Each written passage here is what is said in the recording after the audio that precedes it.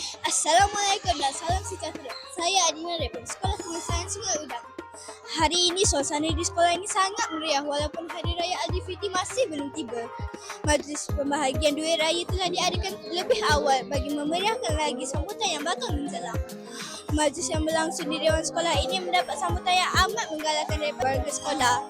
Murid-murid kelihatan ceria dan sangat teruja menerima duit raya sebagai tanda ingatan dan kasih sayang daripada pihak sekolah. Duit raya telah disampaikan oleh Guru Besar Encik Isha bin Bakar yang bersama Yang di-Pertua PIBG dan AJK sebagai usaha menyemai semangat berkongsi rezeki dan mengerat hubungan antara pihak sekolah dan ibu bapa.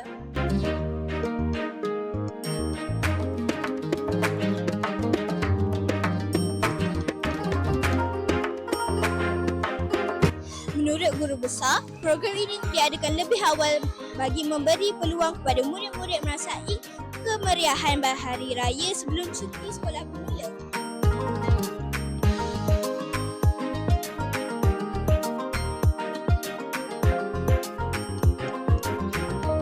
Assalamualaikum, selamat sejahtera. Pesanan kepada anak-anak Supremes yang mula bercuti pada hari esok sempena Aidilfitri yang bakal tiba tidak lama lagi.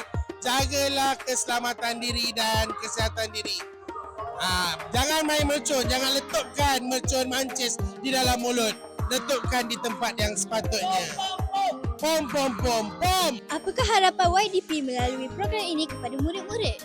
Harapan saya semoga murid-murid ni akan mengenang keceriaan semasa di sekolah ni lah, dan juga kita dapat bagi sama rata, semua dapat guna duit ni. Semoga dapat memberikan keceriaan sehari-hari nanti, insyaAllah. Pada pandangan GB, apakah nilai murni yang dapat dipupuk melalui program ini kepada murid-murid? Bismillahirrahmanirrahim. Assalamualaikum warahmatullahi wabarakatuh. Terima kasih atas soalan yang diberi tadi. Bagi saya, nilai keprihatinan kita dalam sama-sama memupuk nilai ini kepada murid-murid, dan kita lihat juga melalui keprihatinan dan juga kerjasama antara kita bagi memastikan kita dapat kumpul sumbangan dan sebagainya, kita dapat memberi kepada murid-murid. Tak semua murid yang mempunyai kewangan yang mencukupi, dan secara tak langsung juga kita lihat semua dapat bergembira sama-sama menyambut Hari Raya pada tahun ini. Terima kasih. Terima kasih GB. Secara keseluruhannya, majlis ini berjaya menceriakan suasana sekolah dan menambahkan lagi keterujaan murid-murid untuk mengambut raya yang bakal tiba.